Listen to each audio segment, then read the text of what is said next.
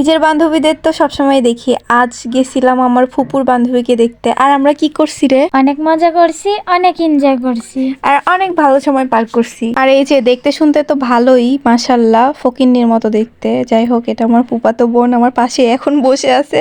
রাস্তার পাশে এরকম ফুল দেখছে, এগুলাকে কি বলে, কাশফুল নাকি? ওই ফুল তুলতে ব্যস্ত। এগুলা ফুল বন ফুল। যাই হোক, বনফুল না কাশফুল জানি না, কিন্তু অনেক সুন্দর লাগতেছিল দেখতে। এই জন্য আমার বোন ওখান থেকে কয়েকটা ফুল তুলে নিয়ে আমাকে দিচ্ছিল আর বলতেছিল যে হচ্ছে আমাকে ফুলের সাথে সুন্দর করে কয়েকটা ছবি উঠাই দাও।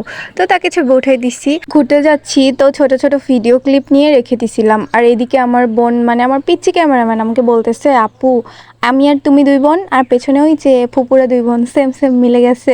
তো কিছু সময় হাঁটার পরে আমরা একটা ভ্যান পাইছি।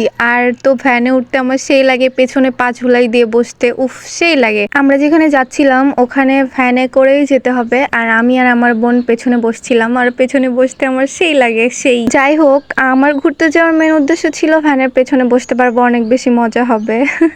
আর আমরা গেছিলাম এই লোকেশনে। আমরা সন্ধ্যার একটু আগে বের হয়েছিলাম, আর রাস্তায় যেতে যেতে তো মাগরিবের আজান দিয়ে দিছিল। আর এই রাস্তাটা আমার অনেক বেশি ভালো লাগছে, গ্রামের মধ্যে দিয়ে রাস্তা আর পাশে নদী, অনেক বেশি ভালো লাগছে। আর বলতে বলতে আমরা চলে আসছি আমাদের লোকেশনে।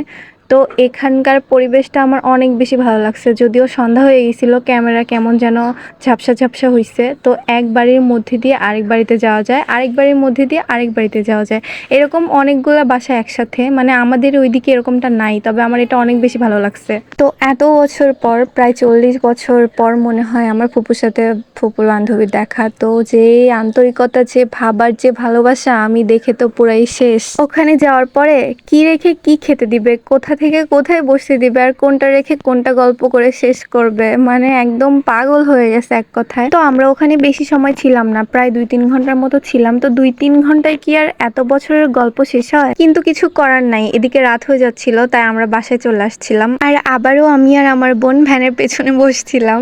মানে আমার অনেক বেশি ভালো লাগে পেছনে বসতে। আর আমি আর আমার বোন পেছনে বসছি, আর আমার ফুপুরা সামনে, আর আমরা অনেক বেশি মজা করছি। পেছনে বসে থেকে আমি আর আমার বোন কি যে গল্প করতেছিলাম আর কিলকিল করতেছিলাম। দুইজন পেছনে বসে থেকে গল্প করতেছিলাম যে কালকে আবার ঘুরতে যাব, আর অনেক বেশি মজা হবে। নেক্সট ডে আবার ঘুরতে যাব, তখন আবার বেশি মজা হবে।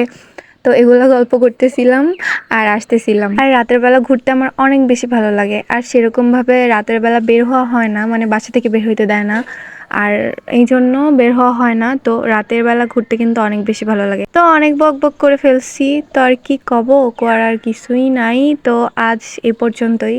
এত কষ্ট করে ভিডিওটা দেখার জন্য অনেক অনেক ধন্যবাদ। টাটা।